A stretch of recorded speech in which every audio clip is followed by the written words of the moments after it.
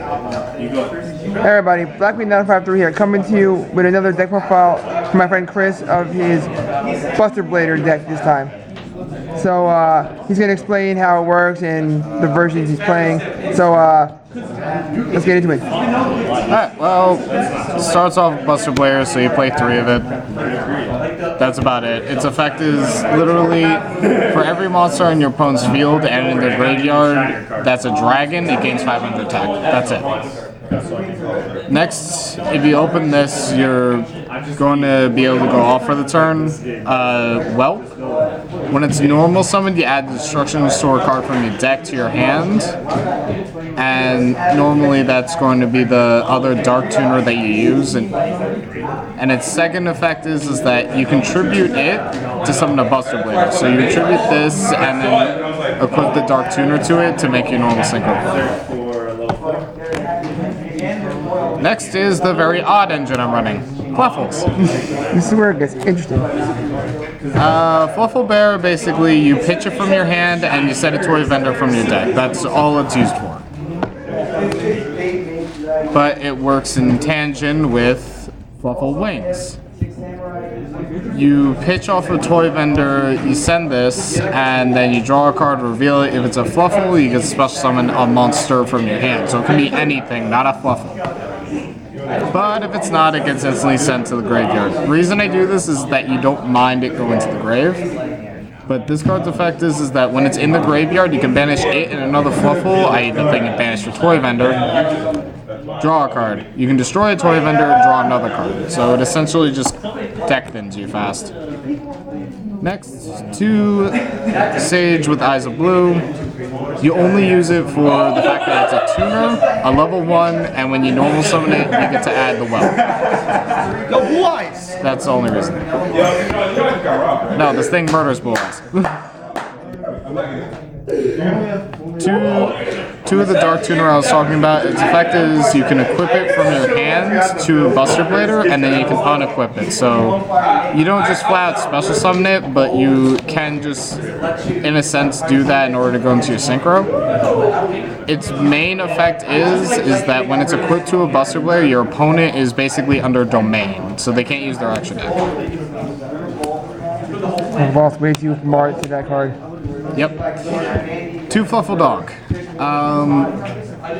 This is Stratos for Fluffals. When it's normal summon, you add a Fluffal monster from your deck to your hand. The only reason that you don't run 3 is because in testing, I would have rather normal summoned out Whelp as opposed to this. So I'd rather see Whelp over Whelp. Next, 1 of Maxi, 1 Glow Bulb. This is because of the fact that it's a free tuner that you can just use again afterwards. So, last, 1 Wizard. Use this because when you equip it, it acts as a Bish Dweller. Your opponent cannot activate cards in their graveyard. Its other effect that you can use is that you contribute it and add 1 Destruction Sword card from your graveyard to your hand. So you can add the Whelp back, and then you can normal summon it in order to add more cards. Okay, perfect. And that's all the monsters. How many monsters is that? Exactly. A lot. What Nemesis Warrior? 21. Damn. More than half of the deck. But it all combos off each other. Yeah, it's 2 engines that shouldn't work but do, so. Okay.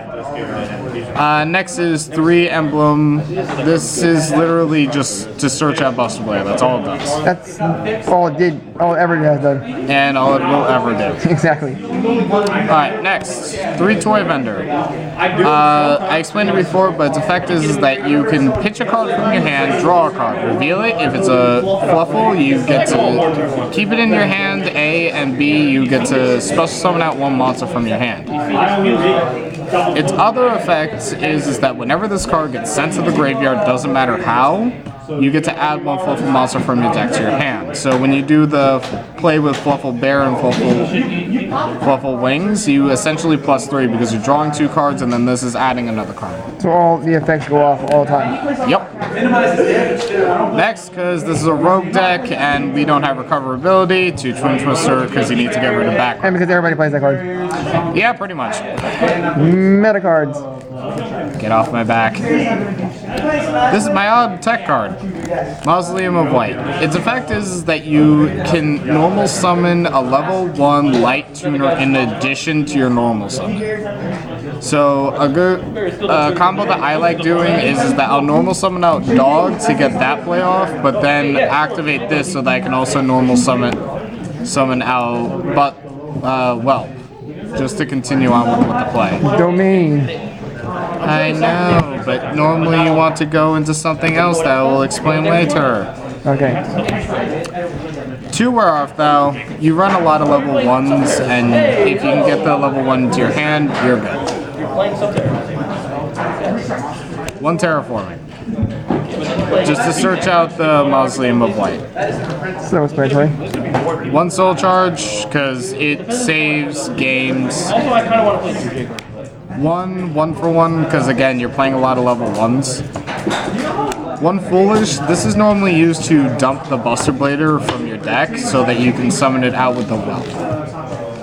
And last, Destruction Swordsman Fusion, one of the most busted cards in the deck because of the fact that it's essentially super poly, you can react to it, but no cards really can tag out too well.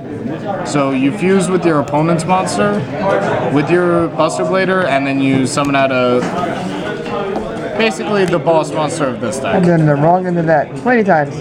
Yes, you have. 2 Starlight Road. Because this deck loses to mass kind destruction. Yep. You can make a Stardust Dragon naturally, and it's better to do that if you can, but if you can't, this is another way to be able to do that. Alright. 1 Destruction Sword Memories.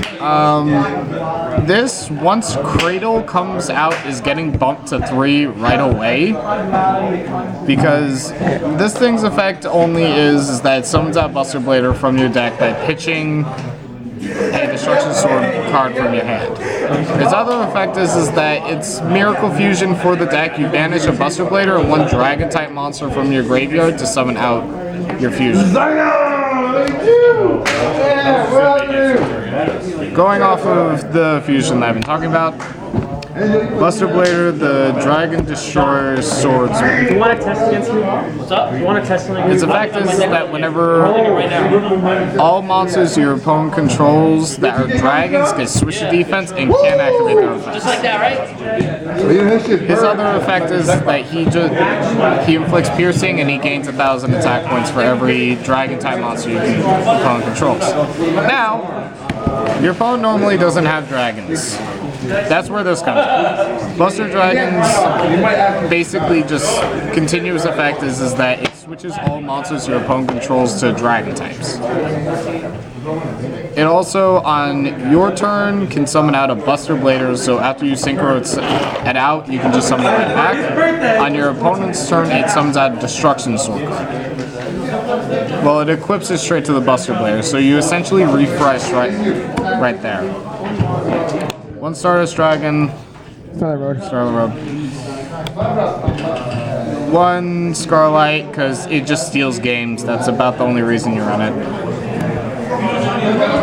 1 Hot Red Dragon Archfiend Abyss. This card's amazing. Its effect is that during outplay of turn, you can target a spell attack card your opponent controls, negate its effects. When it inflicts battle damage, summon a tuner from your graveyard.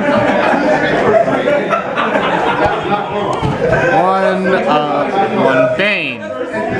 This thing's effect, basically, you get after synchroing this, you use the tuner, you synchro with this, summon him out. His effect, tribute 1 monster you control, summon 1 Red Dragon Archfiend card from your graveyard back onto the field. So you essentially just summon this thing right back out. When he inflicts battle damage, you summon out 1 tuner from your graveyard and you're done. 1 Planetary Beast, because Fluffal Dog's Earth, and then Glowable. And Screw Spells. It's more I just really don't like it when Pendulums just murder me for no reason. One TG Hyper Librarian, because as you saw, this is mostly a synchro deck, so you can draw a few You can times. plus off the draws every time you synchro. Yep. Alright. And that's only 12 extra deck cards, I'm pretty sure. The only reason that you don't run the Yellow 3 is just you don't... This is all you really need, so this leaves you open to whichever cards that you think work better for what you need. It's the side deck. The side, Sticky Kaiju. just because it's a kaiju, and also being level 7, it messes a lot of decks up because normally they can go into a rank 8, but rank 7's a little odd. 2 Flying Sea, just because of Zodiacs right now. If they don't have Barrage and you drop this on them, it stops them from what they're doing. 2 Ghost Ogre, similar concept, and also, like, we have Metal Folk players around here, so this helps me out a lot, but if you don't have anything like that, don't really run it. 1 Karma, the Destruction Sword. This is one of the more entertaining cards because of the fact that its effect is that whenever during either player's turn, you can just banish 3 cards from your opponent's grave. So if you see them call the Haunting or something, or Soul Charging, you can just disrupt whatever they're doing. Next, because what's about to happen, 3 Royal Decree. Once Link Summoning comes out, I already know that it's going to become much more trap-heavy format because people can't spam out their extra deck cards anymore. And also play a Zoic Sword thing. Yeah, I don't like Toto either. And then 1 Destruction Sword Flash. If you control the fusion, i.e. this guy, banish all face-up monsters your opponent controls. Yep, right, Geki. Right, banish. Yep. It also has another effect where if this is now in the graveyard and your fusion would be targeted, you can banish this and just negate it. Again, there's room in the extra deck. This is only... this is 10 or 11 cards. Again, it more just varies on what you're versing as opposed to what's going on. What made you decide to put these 2 together? I do a lot of research whenever it comes to this deck just to better understand the deck, because like I said, I know the OCG much better where it would be 3 this and 3 Cradle, and then that speeds up your deck a lot more. But when I was searching, I also play Fluffals a lot, so I saw that Fluffals basically at its core only needed the 11, 12 cards in order to function, and it was a very fast draw engine.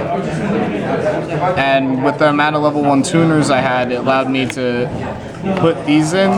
When I ended up testing them out, I noticed that this is hard to get out because of the fact that you need one for one for your Glow Bulb or Glow Bulb to already be in the grave.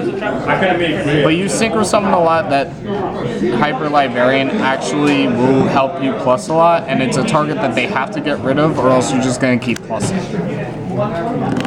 That was about it. Any consistency issues on the deck?